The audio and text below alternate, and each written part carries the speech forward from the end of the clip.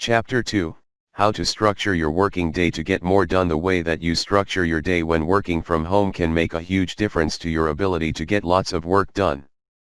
The danger is that when you have no manager leaning over you, you might find that you allow yourself a little extra luxury and time than is ideal. That in turn could mean you end up procrastinating to the point where you fall behind before you've even started. The solution is to introduce some rules. These might seem somewhat arbitrary, but we'll see that they can provide a structure and discipline that will help you to accomplish much more. Eat the whole frog. The first one that we're going to address is something called eating the whole frog. This comes from a quote by Mark Twain that says, "If your job is to eat a frog, then you should do that first thing in the morning. If your job is to eat two frogs, then you should eat the biggest and ugliest one first. You should also change your job." Basically what he's saying here, is that you should do the biggest and ugliest task first. If you're starting your day and you have 5,000 words to write, then you should sit down and do that before you do anything else. Before you answer any emails, before you do any smaller tasks, or anything you want to do. This is important, because it means you're providing the most value as quickly as possible. The biggest task is the one that will probably get you paid the most, that will win over clients the most, and it also means that is no longer hanging over you. And if you run out of time at the end of the day, it's much easier to fit in something small that you're looking forward to doing, than it is to fit in something huge that you don't want to do. So instead of putting it off, then just get it out of the way. This also works as great training, it builds great habits. This is why it's so annoying when clients just want to talk, send emails, and change the goalposts every 2 minutes.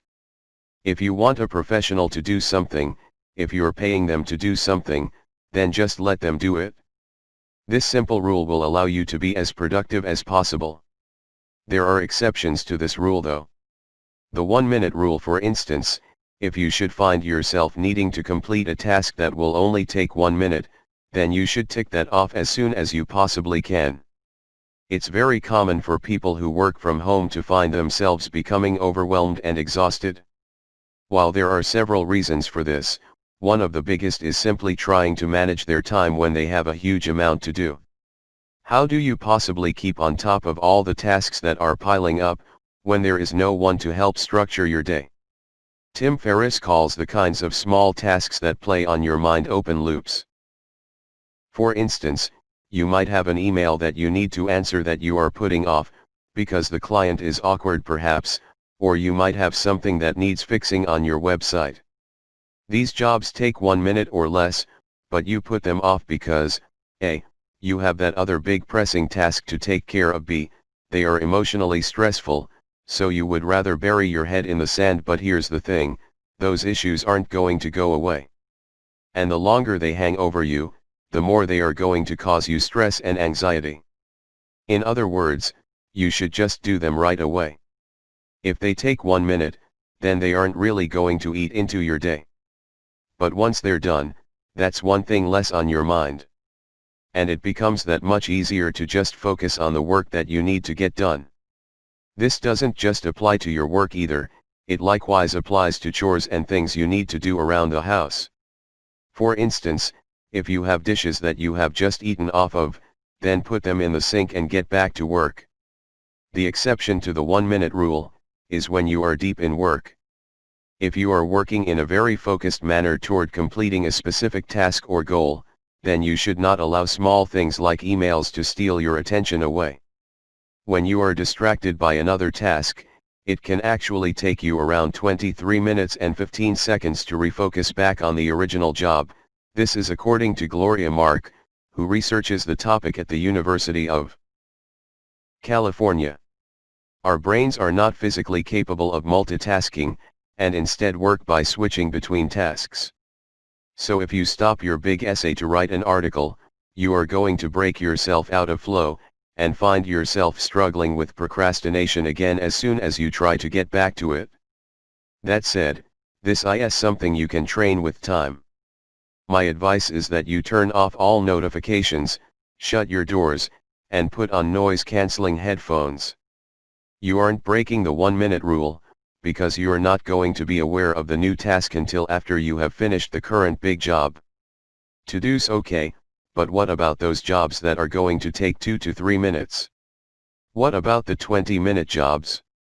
Well, jobs that are large enough to be considered actual tasks will simply be queued up behind your one big task in descending order. You'll complete your biggest and ugliest frog first, and the second biggest and ugliest frog second.